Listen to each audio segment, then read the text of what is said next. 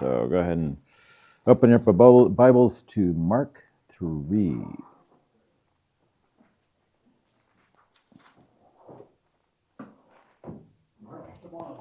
The March to Mark. And then marching through Mark. Sorry. Okay, chapter 3.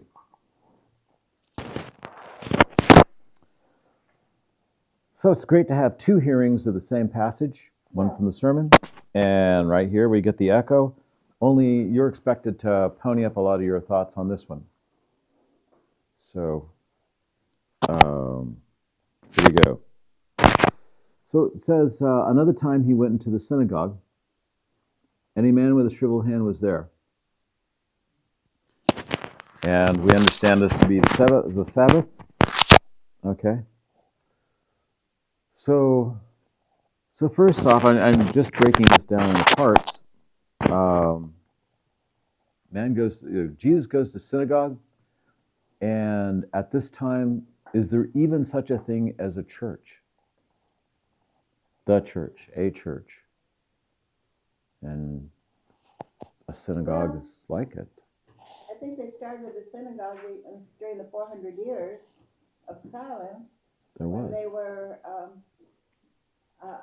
in Babylon and other places, and they had to do something to. They were in the captivity. Draw together and reflect on God and continue to learn Old Testament scriptures and so they started this kind of meeting, and then when they got back to their country, some of them that were able to come back, I think maybe they continued that same sort of practice, because then God it said, hey, you turned away from me and you're not turning back, so right. I'm being quiet. But they did rebuild the temple, but they didn't have the relationship with God. So was attendance to the synagogue compulsory? Like once a Sabbath, you're there. When we had a territory full of Jews around the Sea of Galilee, Capernaum, Nazareth, all those towns, did everybody go?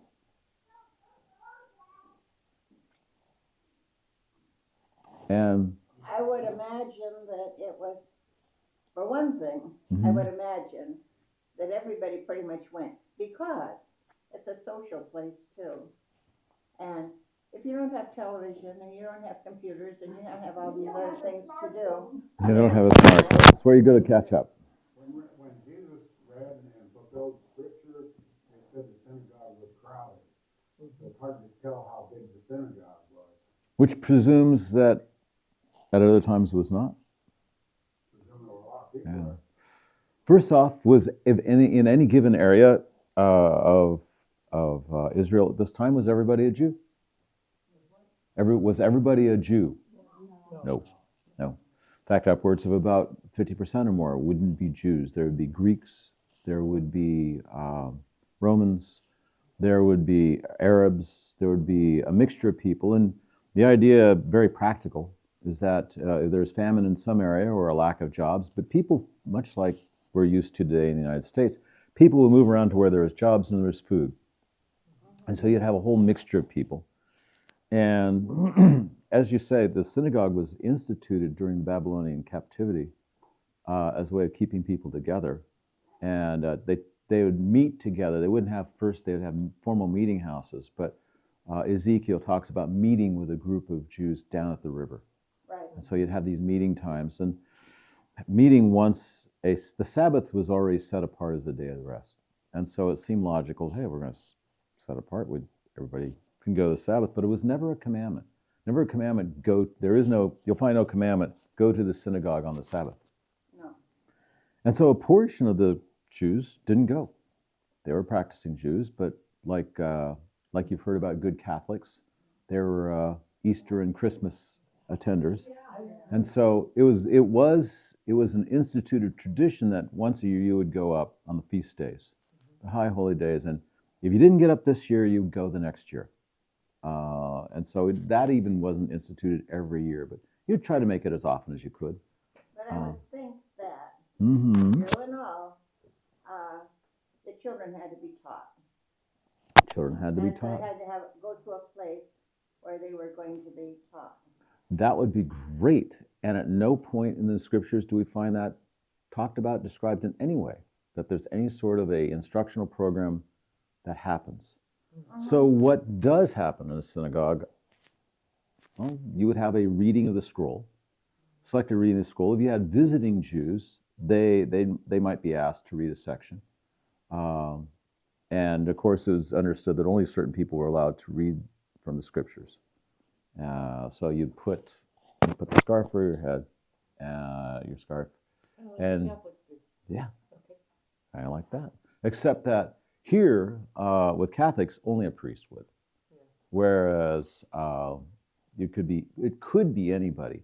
But after a while, yeah. The Catholics wore scarves and the Jews used a little doily.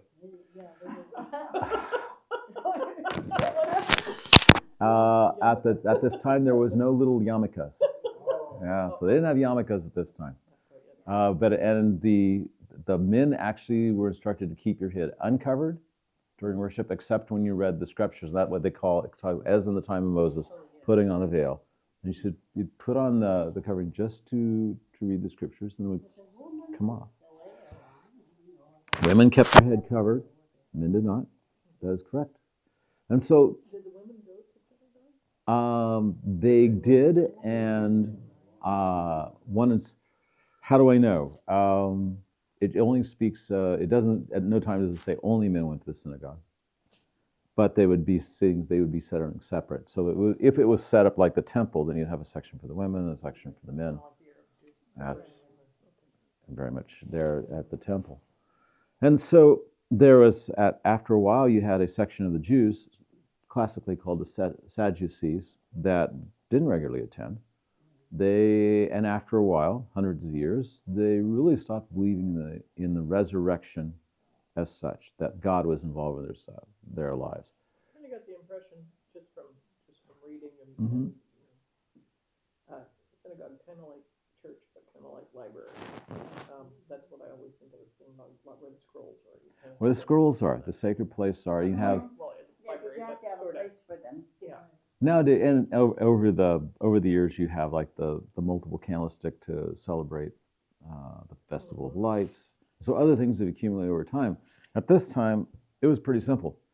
Now, the Pharisees had over time, especially during the 200-year period of the Maccabees, when things were just horrendous, battling back and forth, the very structure of Israel was threatening to dissolve. The Pharisees took it on themselves to use the tradition of the elders to keep Israel cohesive. And you can see why. It's much equivalent of using the Constitution now to keep us as a nation. Their way of keeping Israel as a nation, keeping people feeling like they were part of something, is they use the tradition of the elders. And that's what structure does. It's like bones of the body. It helps hold the body together. So Pharisees very much felt responsible for the common man. Sadducees just kind of huddled up and they didn't feel as much responsibility, social responsibility. If anything, they felt a responsibility to power and to keeping power, the Romans in power, and everybody in power. No, that's just during the 400-year period, The intertestamental period. Masada? Does that take place during that? No, Masada was afterwards. Afterwards. Yeah, it was. Yeah. So, Maccabees, and so, yeah, the Maccabees were the revolt that preceded but that was when Pharisees became really powerful. There was a similar time in early European history when plagues, invasions, and things just racked Europe.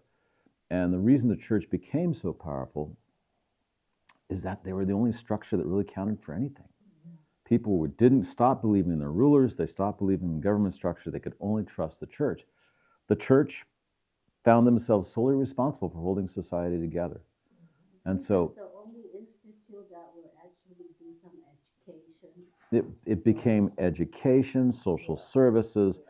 The structure of compassionate society fell to the Catholic Church in the same way it fell to the Pharisees now. I was, just in Europe, and one of the things, but you go to the Catholic churches, Yeah. which are grand, and just amazing to see. Yeah. And I was taught one time, a couple times back when I was there, how to read the windows. And they are the story of grace. And they're always the story of grace. And if you look to see the cross, which is the sign of Christ, or you look to see Jesus carrying a cross, or they said the sign of Mary, who is not deified. I was Right. told by one of it said that she and Joseph both point to the line of David, and Christ is out of the line of David. So you look for those things, and in every window. God repeats himself when it's important. It's not, he's with you in this area, and he's with you here, and he's with you throughout history. And so that's how you read the stained glass windows. Look for the sign of Christ. The guys in the red capes are always the crusaders who are carrying the message throughout the crusades, especially. So I was like, well, okay, who's the guy in the red cape? They said, oh, that's a crusader. There we go. Okay. But I thought, oh, that's interesting. So Christ is with you here. He's with you here. God will always be with you throughout. You should have taken pictures of each one of them. I did. I'm sure she did. On my Facebook page. Yeah. But, it was interesting to because The symbolism. Yeah, because the populace is illiterate a lot Right. of the time, and so they have to be able to tell the story of grace and the story of Christ throughout history to people who can't read. And so Yes. that was Very good. The impression. But much like the Book of Kells, they would hold up the books for the people in Ireland, and the priest would show the books, and it's also the story of the gospel Right. to an illiterate populace, who was, then they figured they could get it through pictures. Interesting. Yeah. Kathy? Yeah, I was going to say, because I was in Catholic elementary school from 3rd grade to 8th grade. And, the Catholic Church has all these saints. Mm-hmm. Yes, yeah. And I used to pray. I used to pray to St. Jude, Mm-hmm. hopeless things that were happening. And I kind of think about that now, is how, well, I've been going to this church for such a long time. And I finally I've gone into a Catholic mass, and it's non-original, a whole lot of ritual. Yes. And what I do miss about the Catholic Church is I like to kneel down. Yeah. The kneeling, the change of position changes your heart. It was the thinking, and so it makes sense. And a lot of the ritual makes sense. But in the same way that the bones can remain after the life is gone, the body is gone, the bones are still there. A lot of churches found themselves, the life had departed, but the bones are still there. The bones still working, but just didn't have a light to maintain. So that was a danger. So, yeah, exactly. Question, since we're right here. Yes. Do the Catholics still preach about purgatory? Mm-hmm. Yes. They still do. Yeah. That when each person that dies goes to purgatory, and from there Mm-hmm. can leave. And so then that puts a burden of responsibility on the people that are left still living for that person to pray for them. Yeah.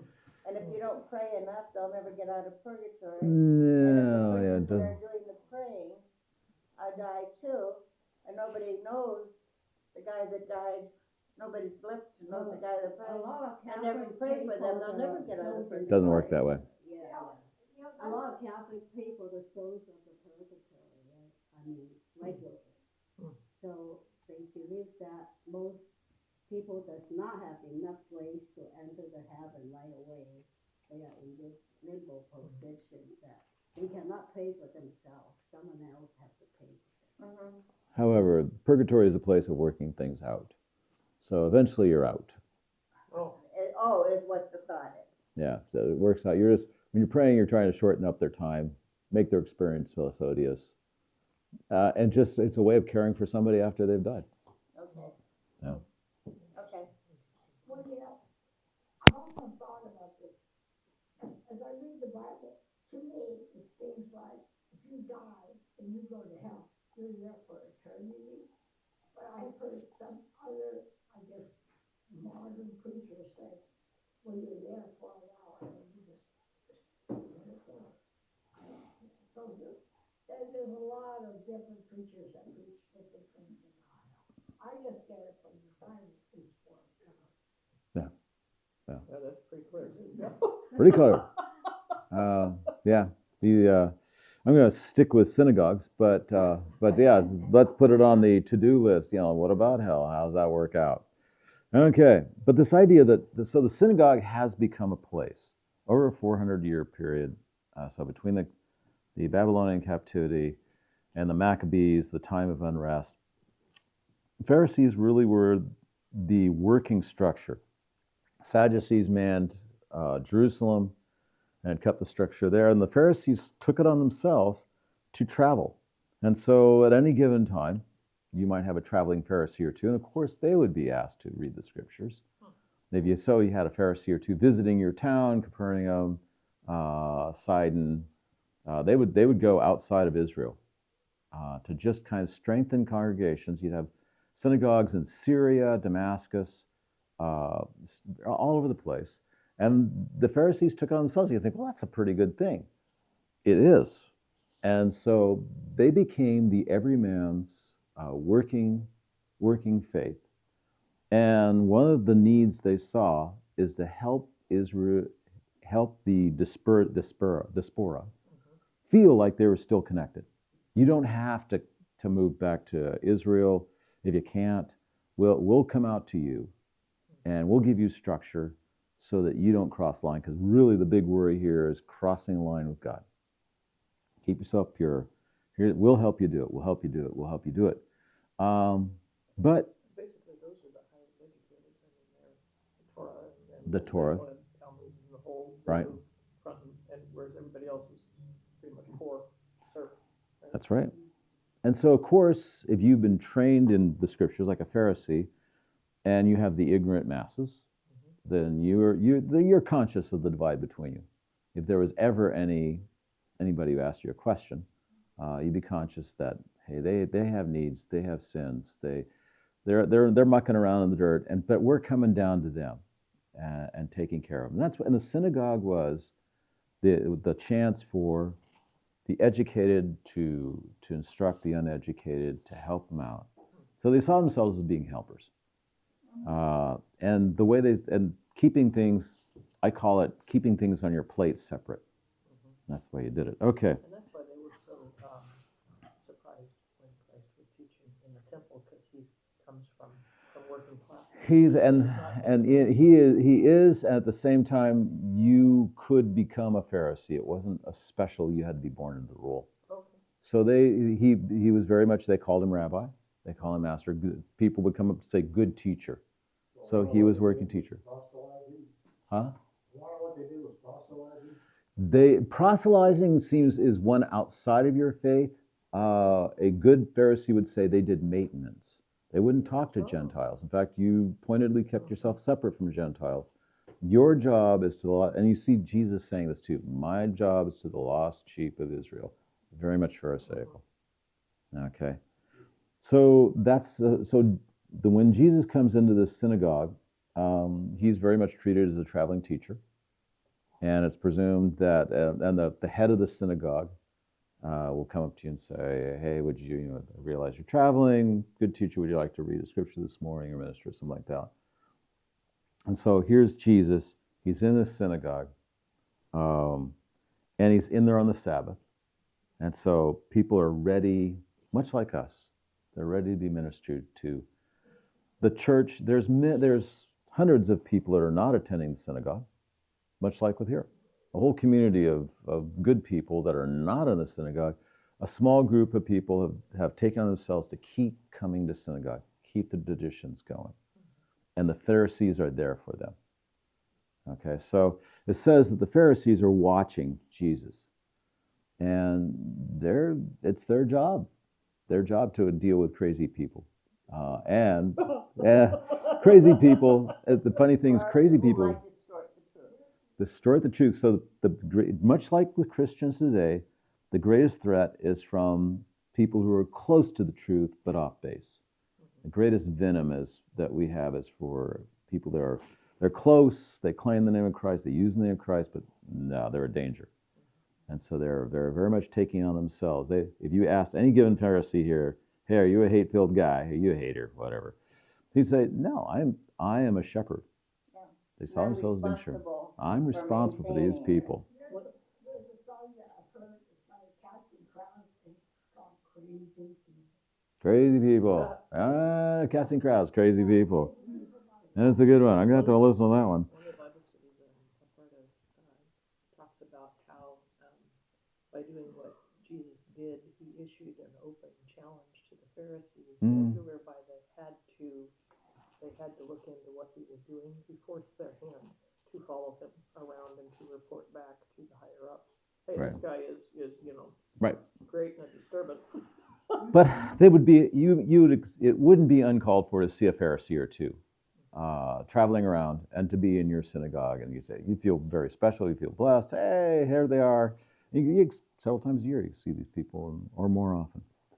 So I think one problem with vilifying a villain is that then you have the satisfaction of knowing you'll never be that bad. I found out recently people who vilify the Nazis. Oh, they were horrible. Oh, they were terrible. If you say they're a Nazi, oh, no, I'm not. Oh, you're a fascist. No, I'm not.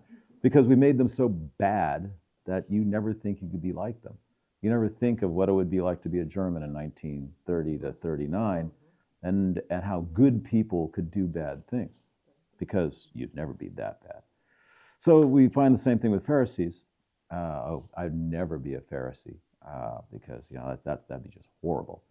But realize these people were shepherds. They felt they were doing a good thing.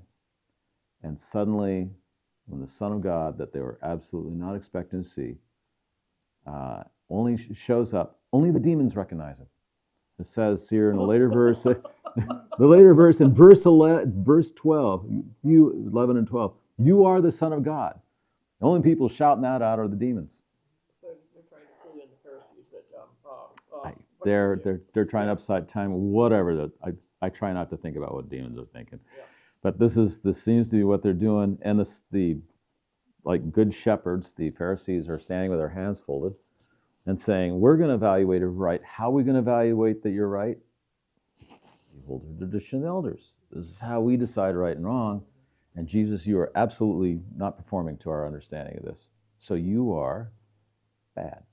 Okay. He didn't show up. He wasn't what they expected. He wasn't what they expected, and that makes him a danger. So here he is. So Yeah, and if the demons are going to say Jesus is God, then why are you going to believe that?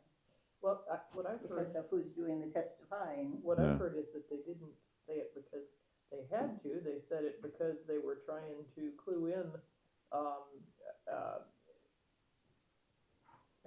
everybody else. That they were trying to get him in trouble with the rest of the people who didn't recognize. They were trying to get him in trouble, and which makes it all the more conspicuous that God had this certain timetable for how Jesus was proclaiming the kingdom of God. And so there he is. The heavy reliance on miracles is because. But he also not like tradition, like Saul, who goes through the synagogue education, right, from the beginning. But Jesus has not doing that. I mean, he just pop up and start teaching. And yet he has an awareness of the law and the tradition of the elders both.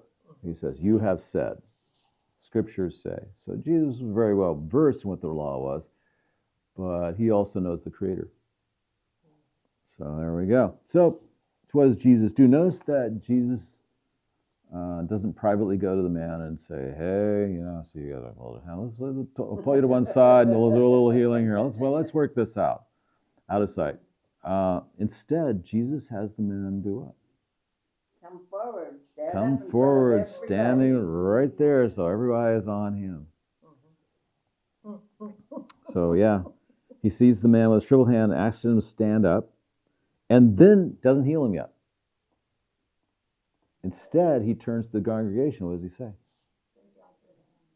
He doesn't even say that. He says, he turns to the congregation and asks them to do something first. Answer the question. Mhm. If you have a question, you answer it. Yeah. What's the question? Is the Lord on the Sabbath? Yeah. Is it okay? Which is lawful on the Sabbath? Mm-hmm. To save a life or to kill it. So he is a Pharisee. He's acting as a Pharisee. He is saying, object lesson time. What is it lawful to do on the Sabbath? Good question. And then their response is, how they respond? Silence. There used to be there was a Christian teacher actually who was teaching how to conduct dialogue with somebody, how to do instruction. And he says, like tossing a tennis ball to somebody. And when they give the response, they've effectively tossed the tennis ball back to you. And being a good teacher, he illustrated with a real object. He says, as long as the tennis ball is going back and forth, we have a connection. We're connected by this going back and forth, this topic. He says, the game ends when somebody doesn't return what you said. And so, as we've already caught on, effectively, the congregation, because they're intimidated, the Pharisees, because they're withholding judgment, they don't want to play. The only one that's talking are the demons. I know. They're the only ones wanting to play ball. Yeah. Well, the other thing about it is, and I don't know at what point they understood this, but Satan is able to work miracles. Mm-hmm. And it says in Revelation, watch out, because in the end times, Satan will be doing all sorts of miracles. Mm-hmm. So miracles don't necessarily prove that you are God. Right. They can, and so if they're saying maybe the demons are doing this and you're saying because these things are happening, you're God. Right. We can't give you validity because of that. Yeah. Good point. It's kind of like in the end times when the Antichrist comes along. Mm-hmm. There's a part of it where he performs some kind of a miracle. Mm-hmm. People really believe that. Yeah. Well, I mean, They will wound his head. No, There is a problem with following somebody just because they do what you need them to do. And so, yeah, that can't be your sole thing. You really want to evaluate their heart. I can see the regular synagogue goers and trying to think, who should I believe? Right. Who should I believe? Pharisee has been around for a long time, supposed to uphold the center of the deity, and then seeing Jesus doing all the teaching and miracle. Should I believe him, or should I believe on the old establishment, from the Pharisees?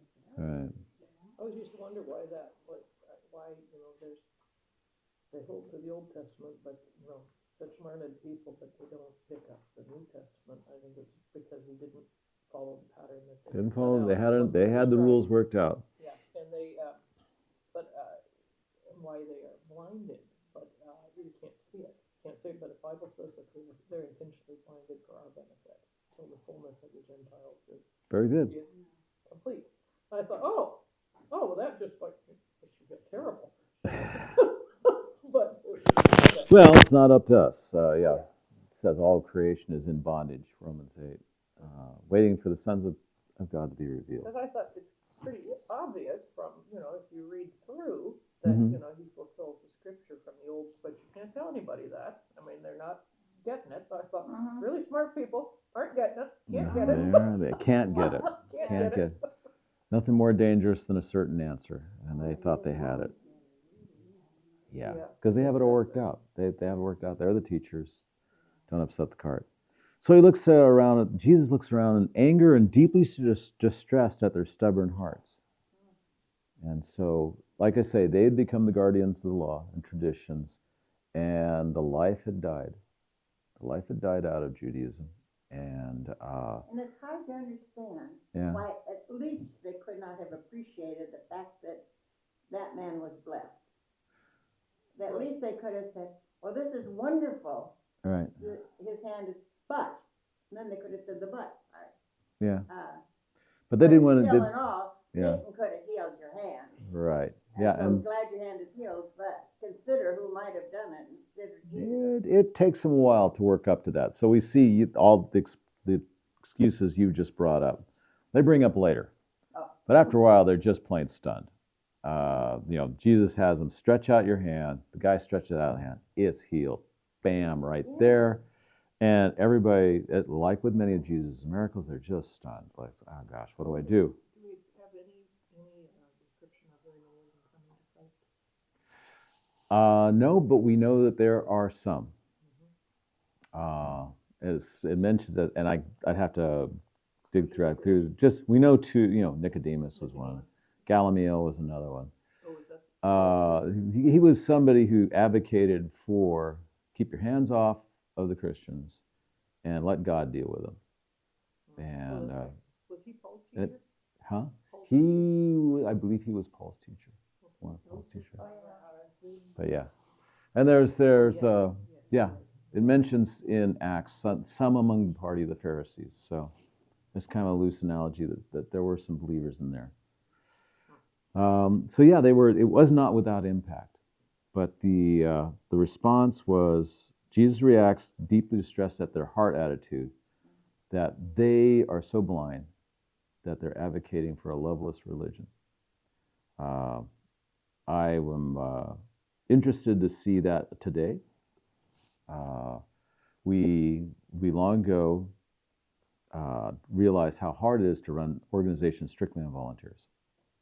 And so long ago, we made it the duty of our government to start doing ministry and compassion and social services, and it's grown over time. Every time somebody sees something that needs to be done, well, let's invent a department, let's do it. And it became funded, and you have people that completely without compassion could earn a salary delivering compassion. So over time, the church has stepped back from some of these services, and so Jesus used a miracle to deliver like that high note, take me seriously, out of the power of God.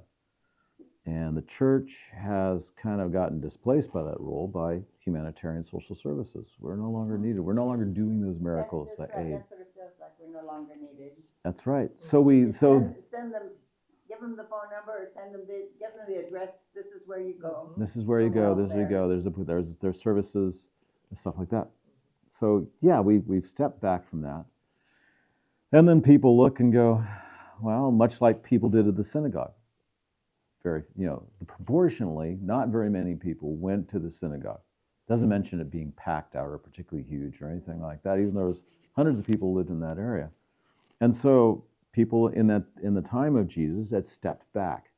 Synagogue's no longer doing for anything for me. I'm just trying to survive against the Romans and against tax collectors and stuff like that. Keep my family going, all that. I'll attend for my bar mitzvah. I'll attend for my wedding, for my funeral. The synagogue had been relegated to second place. Pharisees were trying to keep traditions alive, keep Israel together. They realized the populace had gotten cold as well. They became cold, populace was cold, and into this steps Jesus. Powerful miracles, listen to me, and people were stunned. They were surprised. They were shocked that God actually cared about them. There's tons of analogies for where we are today. Yeah. So if we find ourselves in the same place, and so while hundreds and thousands of pundits with an internet following say, my gosh, our nation is just fragmenting. Maybe it is, but at every change, we should be looking for opportunity. When the nation does well, there's opportunities there for believers. When the nation does poorly, when social institutions fragment, we say, okay, God, what can we do? What can we do? What can we do? Where can we step in to gaps that are opening up? How can we help? And in those opportunities, then we have, like Jesus, have a chance to just not deliver the goods, Like I say, moving on, deliver the goods, moving on. Instead, to use as an opportunity for instructing people. There is a God. He loves you. He cares for you. And so it's exciting times. At the same time, we need to, and this is hard to do, I think, and that is we need to not get tired. It says, in Galatians 6:9, do not be weary in well-doing, because that's a real thing. You're tired, things just kind of get, but and things are getting tougher, and we need to say, this is awesome. This could be new opportunities opening up. God is exciting. So it's the same with the man with the shriveled hand. Hey, what happened to this guy? Why did God do that to him in the first place? Here he is going through life just waiting for God to appear. But Jesus looked at it and said, opportunity time. Minister, instruct, and go on. And if demons the are... job seems overwhelming, when I was only to listen to the Holy Spirit and that still small voice that directs and says, go to this one. Yes. Or say this thing. It's not that you have to Be available. Everybody. Be available. But just be available, yeah. And he sort of makes happen what he wants to have happen. And at no time do we find from Scripture, even here, that Jesus is frantically running around looking for opportunities to do good. Yeah. In fact, he has to deal with Martha at some point. Martha, you're concerned about many different things. Mary has chosen the one thing that is good and it won't be taken from her. So he has a sense of timing. Is he always comfortable? Is he so comfortable with a sense of timing that he quits talking to God? No, he's continually in prayer. Always. And that's the certainty comes from the connection, which has to be maintained. Even Jesus himself has to maintain the connection. So I think lots of points for us. Work at maintaining your connection. Be ready. Recognize that even hard times are sources of opportunity because God cannot be stopped. Be ready for him to use us. Look for opportunities. Don't be tired. But give all things to God because tired comes naturally. And the one note I end on, which is kind of a curious one. Jesus heals the man, he heals repeatedly. The demons proclaim he is the Son of God. Jews don't, which is interesting. I'm looking at point number 5. I don't know. I try not to speculate too much on what goes through a mind of a demon or demonic people or evil people. You have Pharisees too. People seem to Yeah. say, well, they were jealous because they were losing their position of authority. Yeah. And Jesus was taking all the... And people under threat do radical things. And we find that today. The people who are doing the most radical things and advocating things that people are frightened and under threat, and they're reacting under threat. And they're finding and via the magic of the internet, they do the echo chamber. I'm under threat, I'm under threat, I'm under threat, and it just beat it like a drum. Isn't it speculated that the one that they will recognize as Christ will be the Antichrist? Right. They'll recognize him as and then they'll... As a leader. Yep. 3.5 years old. Wait a minute.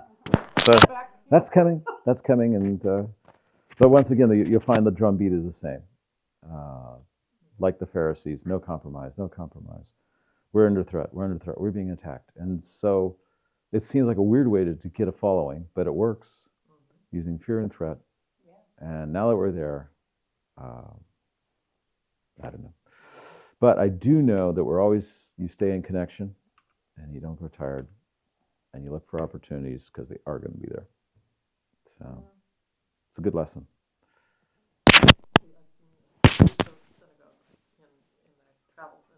Yeah. Oftentimes they're built like a Torah scroll.